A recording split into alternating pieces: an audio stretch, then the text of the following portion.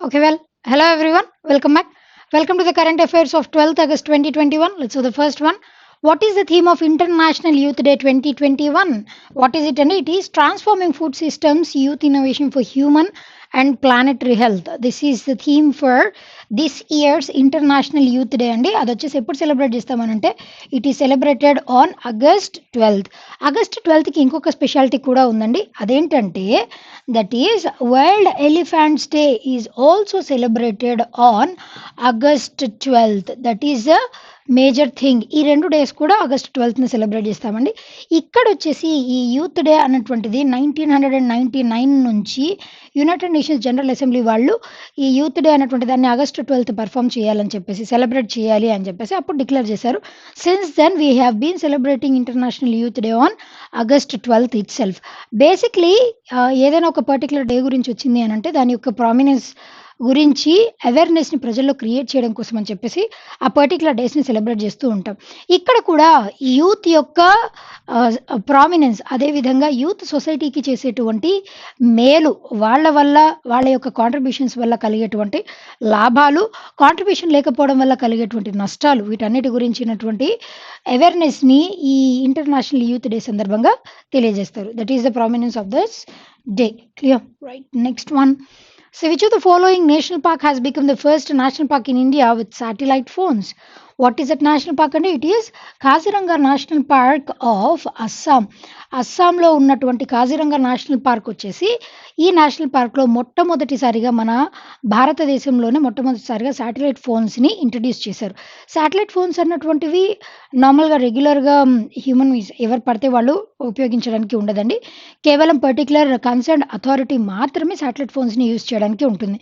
ఇక్కడ satellite phones అన్నవి దేనికోసం అనంటే ఈ యానిమల్స్ పట్ల జరిగేటువంటి పోకింగ్, దీనిని అరికట్టడానికి, అదేవిధంగా న్యాచురల్ డిజాస్టర్స్ సంభవించినప్పుడు, ఫ్లడ్స్ లాంటి కెలామిటీస్ ఇలాంటివి సంభవించినప్పుడు వాటి నుంచి ఈ యానిమల్స్ని సేవ్ చేయడానికి, ప్రొటెక్ట్ చేయడం కోసం అని చెప్పేసి శాటిలైట్ ఫోన్స్ని మొట్టమొదటిసారిగా ఈ కాజిరంగా నేషనల్ పార్క్ అస్సాంలో దీనిని ఇంట్రడ్యూస్ చేశారు. దీని ద్వారా ఏంటి అని అంటే ఈ మేలు జరుగుతుందండి. కాజిరంగా నేషనల్ పార్క్ ఉన్నటువంటి ప్రామినెన్స్, ఈ నేషనల్ పార్క్ వచ్చేసి యునెస్కో వాళ్ళు వరల్డ్ హెరిటేజ్ సైట్గా కూడా దీన్ని రికగ్నైజ్ చేశారు. ఇది మాత్రమే కాదండి, దీనితో పాటుగా దీని యొక్క ప్రామినెన్స్ వచ్చేసి one horned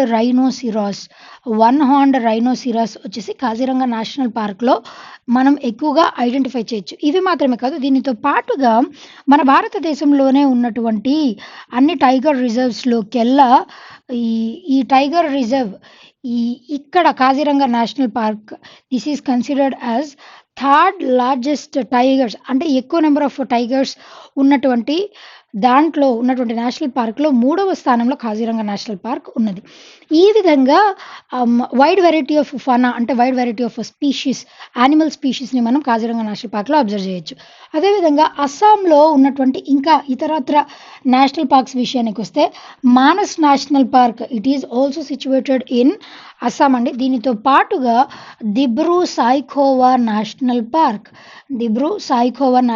this is also situated in Assam అండి. ఇది మాత్రమే కాదు, ఇంకా 2 other national parks are also there in Assam. దీంతో పాటుగా వేరే ఆప్షన్స్ విషయానికి వస్తే Bandhavgarh national park, Jim Corbett national park వచ్చేసి వేర్ ఇట్ ఈస్ లొకేటెడ్ అండి, ఉత్తరాఖండ్లో ఉంది జిమ్ కార్బెట్. బాంధవ్గర్ అనేది మధ్యప్రదేశ్లో ఉంది. మన భారతదేశంలో ఉన్నటువంటి వివిధ స్టేట్స్లో ఉన్నటువంటి నేషనల్ పార్క్స్ అన్నింటిలోకెల్లా మధ్యప్రదేశ్లోనే ఎక్కువ large number of national parks అనేవి మధ్యప్రదేశ్లో ఉన్నాయి. ఆ విధంగా ఈ బాంధవ్గర్ నేషనల్ పార్క్, ఇంకా వేరే ఇతరత్ర కన్హా నేషనల్ పార్క్, ఇది కూడా మధ్యప్రదేశ్లోనే ఉందండి. బందిపూర్ నేషనల్ పార్క్, ఇట్లా బందిపూర్ నేషనల్ పార్క్, ఇలా డిఫరెంట్ నేషనల్ పార్క్స్ అనేవి considered as highly important. Clear? Right. Next one. So, which of the following Indian airport has emerged among the world's top 50 best airports in the 2021 Skytrax World Airport Award rankings? What is it అండి? It is Indira Gandhi international airport. Indira Gandhi international airport it is situated in Delhi. ఢిల్లీలో ఉన్నటువంటి Indira Gandhi international airport top 50 అంటే 45th పొజిషన్లో నిలిచింది. అదేవిధంగా దీంట్లో top చేసినటువంటి airport వచ్చేసి ఏంటి అని అంటే దోహాకి చెందినటువంటి ఇంటర్నేషనల్ ఎయిర్పోర్ట్ టాప్ పొజిషన్లో నెంబర్ 1 పొజిషన్లో ఉంది. మన భారతదేశానికి సంబంధించి ఇంకా ఇతరత్ర ఎయిర్పోర్ట్స్ కూడా టాప్ 100 స్థానంలో నిలిచాయండి. కాకపోతే టాప్ 50లో ఒకే ఒక ఎయిర్పోర్ట్ నిలిచింది. అదొచ్చేసి ఏంటి అని అంటే ఇందిరాగాంధీ ఇంటర్నేషనల్ ఎయిర్పోర్ట్. ఈ ఎయిర్పోర్ట్స్‌కి ర్యాంకింగ్స్ ఏ విధంగా ఇస్తారు అనంటే గత కొద్ది సంవత్సరాల నుంచి లైక్ ఎస్పెషల్లీ లాస్ట్ ఇయర్ మొత్తం కూడా ప్రీవియస్ ఇయర్ ఎప్పుడైతే ర్యాంకింగ్స్ ఇస్తారో దానికంటే ప్రీవియస్ ఇయర్‌లో వాళ్ళు అందించినటువంటి సర్వీసెస్ కస్టమర్స్‌కి వాళ్ళు అందించేటువంటి సర్వీసెస్‌ని దృష్టిలో పెట్టుకొని ఎంతవరకు అన్ని విధాల రిలయబుల్‌గా ఉంది అన్నటువంటి దాన్ని దృష్టిలో పెట్టుకొని ఈ ర్యాంకింగ్స్ అనేవి ఇస్తారు. ఆ విధంగా దోహాకు చెందినటువంటి ఎయిర్పోర్ట్ టాప్ 1 పొజిషన్‌లో నిలిచింది. మన ఇందిరాగాంధీ ఇంటర్నేషనల్ ఎయిర్పోర్ట్ అయితే 45th పొజిషన్‌లో ఉందండి. అదేవిధంగా హైదరాబాద్‌కి చెందినటువంటి రాజీవ్ గాంధీ ఇంటర్నేషనల్ ఎయిర్పోర్ట్ వచ్చేసి 64వ స్థానంలో ఉందండి. దాని తర్వాత ముంబై ఎయిర్పోర్ట్ వచ్చేసి ఇంటర్నేషనల్ ఎయిర్పోర్ట్ 68th పొజిషన్‌లో ఉంది.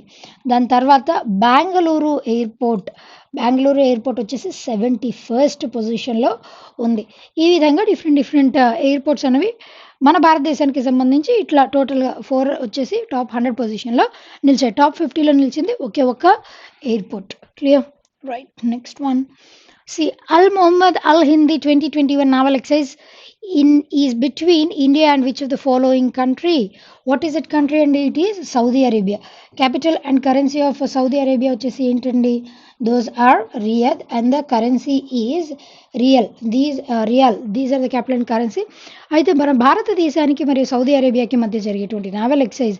ఈ నావల్ ఎక్సర్సైజ్లో భాగంగానే ఐఎన్ఎస్ కొచ్చి కూడా దీంట్లో పార్టిసిపేట్ చేసింది. అర్లియర్ అయితే ఇనీషియల్‌గా ఆగస్ట్ 9న హార్బర్ డ్రిల్‌ని జరిపారు. దాని తర్వాత మెయిన్ ఎక్సర్సైజ్ అన్నటువంటిది ఆగస్ట్ 11th నుంచి స్టార్ట్ అయిందండి. Between India and Saudi Arabian naval force. అయితే ఎప్పుడైనా సరే మనం ఒక మిలిటరీ ఎక్సర్సైజ్ గురించి చెప్పాము అనంటే ఆ దళాల యొక్క బలగాలని అంచనా వేయడానికి, అదేవిధంగా 2 దేశాల మధ్య గానీ 2 లేదా ఇతరత్ర దేశాల 3, 4 ఇట్లా మల్టిపుల్ దేశాల మధ్య ఉన్నటువంటి ఫ్రెండ్లీ టైస్‌ని ఇంకా ఫర్దర్‌గా కోఆపరేషన్‌ని ఎన్హాన్స్ చేయడానికి ఇలాంటి ఎక్సర్సైజెస్ అన్నీ కూడా పనికొస్తాయి. So that war like activities ఎప్పుడు సంభవించినప్పటికీ కూడా ఇలాంటి మనకున్నటువంటి త్రివిధ దళాలు those are army, air force, naval force. ఈ త్రివిధ దళాలు అన్నీ కూడా రెడీగా సంసిద్ధంగా ఉండేలాగా చూసుకోవడానికి కోసం అని చెప్పేసి ఇలాంటి ఎక్సర్సైజ్ కైండ్ ఆఫ్ థింగ్స్‌ని క్యారీ అవుట్ చేస్తూ ఉంటాం. అదేవిధంగా ఇండియాకి, ఇండోనేషియాకి మధ్య ఉన్నటువంటి నావల్ ఎక్సర్సైజ్ ఏంటండి? It is passage exercise. వచ్చేసి ఇండియాకి, ఇండోనేషియాకి మధ్య నావల్ ఎక్సర్సైజ్ రీసెంట్‌గా జరిగిందండి. అదేవిధంగా ఇండియాకి, ఫ్రాన్స్‌కి మధ్య it is Varuna exercise. Naval exercise వచ్చేసి ఇండియాకి, రష్యాకి మధ్య ఇంద్ర. అదేవిధంగా ఇండియాకి, యూఏఈకి మధ్య ఏ నావల్ ఎక్సర్సైజ్ జరిగిందండి రీసెంట్‌గా? దట్ ఈస్ జాయద్ తల్వార్ వచ్చేసి ఇండియాకి, యూఏఈకి మధ్య జరిగినటువంటి naval exercise. Clear? Right. Next one. See, according to quality of life for elderly index assess well-being of India's aging population, which state is in top position? What is that state? And it is Rajasthan. Rajasthan వచ్చేసి ఈ quality of life index ఎవరి దృష్ట్యా అండి అనంటే ageing population. That is nothing but elderly people. మన భారతదేశంలో ఉన్నటువంటి elderly population వీళ్ళ దృష్ట్యా ఈ ఇండెక్స్‌ని జారీ చేశారండి. ఈ ఇండెక్స్‌లో 4 థింగ్స్‌ని దృష్టిలోకి తీసుకుంటారు. 4 క్రైటీరియాని దృష్టిలోకి తీసుకుంటారు. ఈ 4 క్రైటీరియాస్‌లో సోషల్ వెల్ బీయింగ్ ఉంటుంది, ఎకనామిక్ వెల్ బీయింగ్ ఉంటుంది, వాళ్ళ యొక్క హెల్త్ ఉంటుంది. అదేవిధంగా వీళ్ళ వీళ్ళకి సొసైటీ వీళ్ళ పట్ల కనబరిచేటువంటి భావన. ఇట్లా టోటల్‌గా 4 క్రైటీరియాని దృష్టిలో పెట్టుకొని ఈ ర్యాంకింగ్స్‌ని ఇస్తారు. అలా ఇచ్చేటువంటి ర్యాంకింగ్‌లో రాజస్థాన్ అనేటువంటిది టాప్ పొజిషన్‌లో నిలిచింది. అంటే సొసైటీ ఎల్డర్లీ పీపుల్‌ని ఏ విధంగా ట్రీట్ చేస్తుంది. పర్టిక్యులర్‌గా స్టేట్ గవర్నమెంట్ అట్లాంటి ఎల్డర్లీ పాపులేషన్ కోసం అని చెప్పేసి ఏ విధమైనటువంటి స్కీమ్స్‌ని కానీ, ఏ విధమైనటువంటి ఇంప్లిమెంటేషన్స్‌ని తీసుకొనొస్తుంది. వీటన్నిటిని దృష్టిలో పెట్టుకొని టాప్ పొజిషన్స్‌ని గ్రాంట్ చేస్తారు. దాని తర్వాత సెకండ్ పొజిషన్‌లో ఏ స్టేట్ ఉంది అనంటే హిమాచల్ ప్రదేశ్ సెకండ్ పొజిషన్‌లో ఉందండి. అదేవిధంగా మనకొచ్చేసి యూటీస్ విషయంలో లోయెస్ట్ పొజిషన్‌లో ఏదుంది అనంటే జమ్మూ అండ్ కాశ్మీర్ లీస్ట్ పొజిషన్‌లో ఉంది యూటీస్ విషయానికొచ్చేసరికి. అదేవిధంగా నార్త్ ఈస్టర్న్ స్టేట్స్‌లో లీస్ట్ పొజిషన్‌లో ఏదుంది అనంటే it is Arunachal Pradesh least పొజిషన్‌లో ఉంది నార్త్ ఈస్టర్న్ స్టేట్స్‌లో. అదేవిధంగా నార్మల్‌గా స్టేట్స్ విషయానికొచ్చేసరికి లీస్ట్ పొజిషన్‌లో ఏదుంది అనంటే it is Telangana. Least positions అండి ఇవన్నీ. టాప్ పొజిషన్‌లో అయితే రాజస్థాన్ ఉంది. సెకండ్ టాప్ పొజిషన్‌లో హిమాచల్ ప్రదేశ్ అనేది ఉంది. Clear? Right. Next one. So which of the following city has become the country's first water plus city of India under the Swachh Sarvekshan 2021? What is that city అండి? It is Indore. మధ్యప్రదేశ్లో ఉన్నటువంటి indoor రీసెంట్గా conduct చేసినటువంటి ఈ ర్యాంకింగ్స్లో కూడా top పొజిషన్ని సాధించింది. శివరాజ్ సింగ్ చౌహాన్ గారు వచ్చేసి మధ్యప్రదేశ్కి సీఎంగా ఉన్నారు. అయితే రీసెంట్గా ఈ స్వచ్ఛ సర్వేక్షణ్ అవార్డ్స్ అన్నవి స్వచ్ఛ భారత్ అభియాన్ దీంట్లో భాగంగానే క్లెన్లీనెస్ కానీ, అదేవిధంగా హైజీన్ కానీ, శానిటేషన్ ఈ 3 విషయాల్ని దృష్టిలో పెట్టుకొని ఏ సిటీస్ ఎంతెంత వరకు అభివృద్ధిని, పురోగతిని సాధించాయి వాటిని దృష్టిలో పెట్టుకొని ఈ ర్యాంకింగ్స్ అనేవి ఇస్తారు.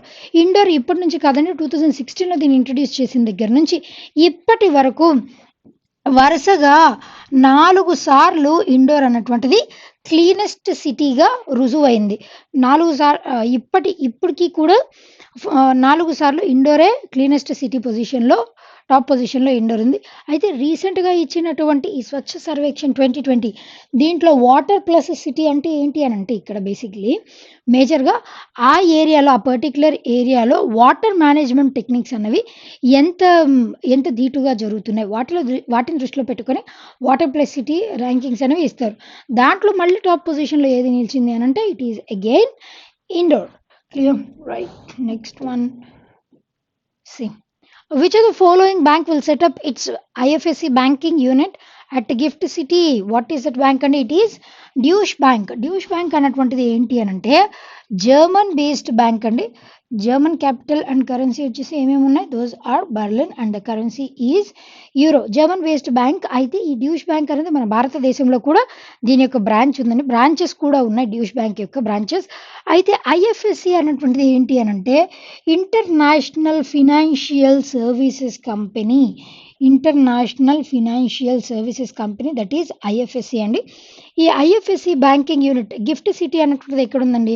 అహ్మదాబాద్లో గిఫ్ట్ సిటీ అన్నటువంటి దాన్ని ప్రైమ్ మినిస్టర్ నరేంద్ర మోదీ గారు ఏర్పాటు చేశారు. అయితే ఈ గిఫ్ట్ సిటీ యొక్క ముఖ్య ఉద్దేశం ఏంటి అంటే ఇంటర్నేషనల్ లెవెల్లో మనం ఫినాన్షియల్ సర్వీసెస్ యాక్టివిటీస్ని క్యారీ అవుట్ చేయాలి అని చెప్పేసి ఒక స్టాండర్డ్ని మెయింటైన్ చేయాలని గిఫ్ట్ సిటీ అన్నటువంటి దానికి ముఖ్య ఉద్దేశంగా దీన్ని రూపొందించారు. అయితే దాంట్లో భాగంగానే ఈ IFSC international financial service company ఈ ఐఎఫ్ఎస్సి బ్యాంకింగ్ యూనిట్ దీని తరపున డ్యూష్ బ్యాంక్ వాళ్ళు దీనిని మొట్టమొదటిసారిగా దీన్ని ఇక్కడ కండక్ట్ చేయబోతున్నారు. అయితే ఈ ఎస్టాబ్లిష్మెంట్ దీనివల్ల మన భారతదేశానికి కలిగేటువంటి లాభాలు ఏంటండి అని అంటే ఈ బ్యాంకింగ్ రంగంలో కానీ, అదేవిధంగా ఫినాన్షియల్ సర్వీసెస్ రంగంలో కానీ ఈ సర్వీసెస్ విషయానికి వచ్చేసరికి ఇంకా మనం ఇంటర్నేషనల్ లెవెల్లో మన స్థాయిని నేషనల్ లెవెల్లో మాత్రమే కాకుండా ఇంటర్నేషనల్ స్థాయిలో కూడా సర్వీసెస్ని క్యారీ అవుట్ చేయడానికి ఈ డ్యూష్ బ్యాంక్ తరపు నుంచి ఇంట్రడ్యూస్ చేసేటువంటి ఐఎఫ్ఎస్సి బ్యాంకింగ్ యూనిట్ పనికొస్తుంది. దాని తరపున రీసెంట్గా దీన్ని ఇంకా ఎస్టాబ్లిష్ చేయబోతున్నారండి, చేయలేదు. That is the thing. Who among the following has appointed as CEO of NPCI Bharat Bill Pay? Who is she? She is Nupur Chaturvedi గారు. ఈ Bharat bill pay services limited దీనికి రీసెంట్గా వీటిని సీఈఓగా అపాయింట్ చేశారు. NPCI national payments corporation of India limited ఇది వచ్చేసి ఏంటంటేనండి మన రిటైల్ సర్వీసెస్ అన్నిటికీ కూడా అంబ్రెల్లా బ్రాంచ్ లాగా ఎన్పిసిఐ అనేది సర్వ్ చేస్తుంది. దీని త్రూనే ఈ భారత్ బిల్ పే అన్నటువంటిది దీనిని ఏప్రిల్ 1, 2021లో దీన్ని ఇంట్రడ్యూస్ చేశారు.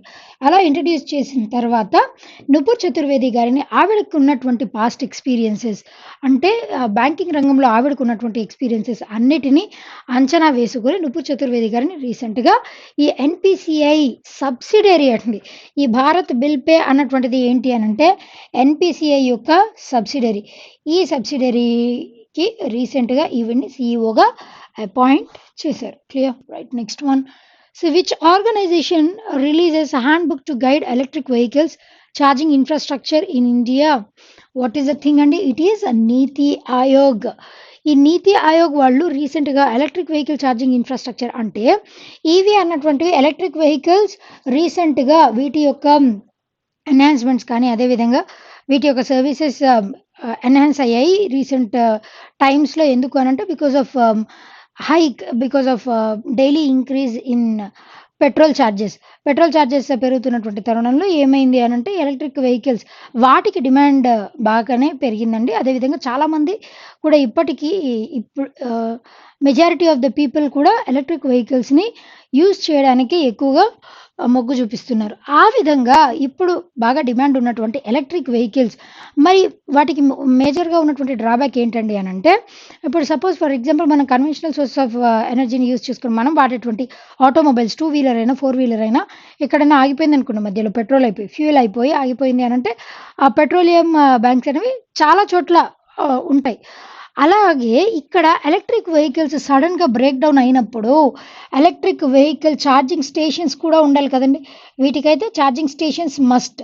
ఆ విధంగా ప్రతి 25 కిలోమీటర్స్కి ఒక ఎలక్ట్రిక్ వెహికల్ ఛార్జింగ్ స్టేషన్ని ఏర్పాటు చేయాలి అని చెప్పేసి దీని ద్వారా తీర్మానం వచ్చేసిందండి. అదేవిధంగా ఇది మాత్రమే కాదు అండ్ ఆ ఇన్ఫ్రాస్ట్రక్చర్ అంటే దీనికి కావాల్సినటువంటి ఇన్ఫ్రాస్ట్రక్చర్ ఈ ఎలక్ట్రిక్ వెహికల్ ఛార్జింగ్ స్టేషన్స్ ఏర్పాటు చేయడానికి కావాల్సినటువంటి ఇన్ఫ్రాస్ట్రక్చర్ అంతటిని కూడా గవర్నమెంట్ ఆఫ్ ఇండియా తరఫున అతి త్వరితగతంగా దీన్ని ఏర్పాటు చేయాలి అని చెప్పేసి ఈ గైడ్ లైన్స్లో మెన్షన్ చేశారు. మేజర్ థింగ్ వచ్చేసి ఏంటి అంటే ప్రతి 25 కిలోమీటర్లకి ఒక ఎలక్ట్రిక్ వెహికల్ ఛార్జింగ్ స్టేషన్ని ఏర్పాటు చేయాలి అని చెప్పేసి చెప్పారు. నీతి Aayog national institute for transforming India అండి. ఇది వరకు ప్లానింగ్ కమిషన్ అన్నటువంటిది ఉండేది మన భారతదేశం విషయంలో. ప్లానింగ్ కమిషన్ ప్రస్తుతానికి ఈ 5 years ప్లాన్స్ అనేవి ఆగిపోయాయి కాబట్టి దాని ప్లేస్లో ఇదివరకే నీతి ఆయోగ్ దాని ప్లేస్లో ప్లానింగ్ కమిషన్ ప్లేస్లోనే నీతి ఆయోగ్ అన్నటువంటి దాన్ని జస్ట్ రీనేమ్ చేసి ఇంట్రడ్యూస్ చేశారు. దీనికి ప్రస్తుతం సీఈఓగా ఎవరున్నారండి నీతి ఆయోగ్కి? ఇట్ ఈజ్ అమితాబ్ కాంత్ గారు దీనికి సీఈఓగా ఉన్నారు. మరి నీతి ఆయోగ్కి చైర్పర్సన్గా ఎవరు ఉంటారండి అని అంటే ఎవరైతే ప్రైమ్ మినిస్టర్ ఆఫ్ ఇండియాగా ఉంటారో వాళ్ళే నీతి ఆయోగ్కి చైర్పర్సన్గా సర్వ్ చేస్తారు. క్లియర్ కదండి? Right. Next one, the last one for today. See who inaugurates 11th annual meeting of Forum for the Election Management Bodies of South Asia for 2021. Who is he? Sushil చంద్ర గారు మన భారతదేశానికి chief election commissioner అయినటువంటి సుశీల్ చంద్ర గారు ఈ election management bodies of south Asia ఈ మీటింగ్ని వర్చువల్గా conduct చేశారండి. అయితే వర్చువల్గా జరిగినటువంటి ఈ మీటింగ్లో భాగంగానే బంగ్లాదేశ్, ఆఫ్ఘనిస్తాన్ ఇట్లా డిఫరెంట్ కంట్రీస్ నుంచి డెలిగేట్స్ దీనికి సంబంధించినటువంటి డెలిగేట్స్ పార్టిసిపేట్ చేశారు. దీని యొక్క ముఖ్యమైనటువంటి ఉద్దేశం ఏంటి అని అంటే బేసిక్లీ దీని యొక్క మెయిన్ మోటో ఫర్దర్గా జరగబోయేటువంటి ఎలక్షన్స్లో టెక్నాలజీని యూస్ చేసి ఏ విధంగా మనం ఎలక్షన్స్లో జరిగేటువంటి రిగ్గింగ్ కైండ్ ఆఫ్ యాక్టివిటీస్ కానీ మాల్ ప్రాక్టీసెస్ వీటన్నిటిని ఏ విధంగా అరికట్టవచ్చు అని చెప్పేసి టెక్నాలజీని ఇప్పుడు ఎలక్షన్స్లో మనం వాడేటువంటి టెక్నాలజీని ఇంకా ఫర్దర్గా ఎన్హాన్స్ చేసి ఏ విధంగా దానిని హైయెస్ట్ పొజిషన్కి తీసుకొని రావచ్చు అన్నటువంటి దాని గురించినటువంటి సమ్మిటే ఈ ఎలక్షన్ మేనేజ్మెంట్ బాడీస్. అదేవిధంగా ఎలక్షన్ కమిషన్ విషయానికి వచ్చేసరికి ఈ ఎలక్షన్ కమిషన్ అన్నటువంటిది ఏంటండి, it is constitutional body, autonomous and independent body అండి, కాన్స్టిట్యూషనల్ బాడీ.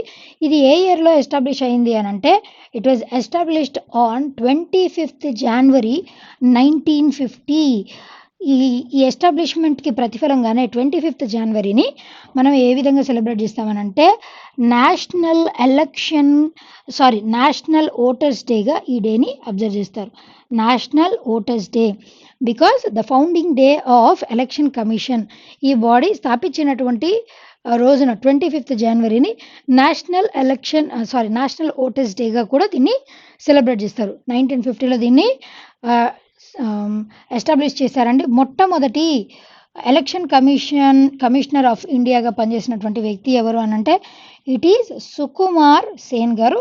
ఫస్ట్ ఇదివరకు అయితే దీన్ని ఎస్టాబ్లిష్ చేసినప్పుడు కేవలం ఒకే ఒక్కరు ఎలక్షన్ కమిషనర్ ఆఫ్ ఇండియాగా ఒకే ఒక్కరు ఉండేవారండి. దాని తర్వాత చీఫ్ ఎలక్షన్ కమిషనర్, ఆయనతో పాటుగా ఆయనకి సబార్డినేట్గా 2 ఎలక్షన్ కమిషనర్స్ ఉండేవారు. ఇప్పుడు వన్ ఆఫ్ ద ఎలక్షన్ కమిషనర్గా రాజీవ్ కుమార్ గారు ఉన్నారు, ఇంకొక ఎలక్షన్ కమిషనర్గా ఏసీ పాండే గారు ఉన్నారు. ఆ విధంగా ఒక చీఫ్ ఎలక్షన్ కమిషనర్తో పాటు ఆయనకి సబార్డినేట్గా 2 ఎలక్షన్ కమిషనర్స్ ఉంటారు. This is the thing. NV Ramana గారు వచ్చేసి మన భారతదేశానికి 48th చీఫ్ జస్టిస్ ఆఫ్ ఇండియాగా రీసెంట్గా అపాయింట్ అయినటువంటి వ్యక్తి. క్లియర్ కదండి? Well, that's all for today. We'll be meeting again tomorrow. Until then, be fit, be consistent, and thank you.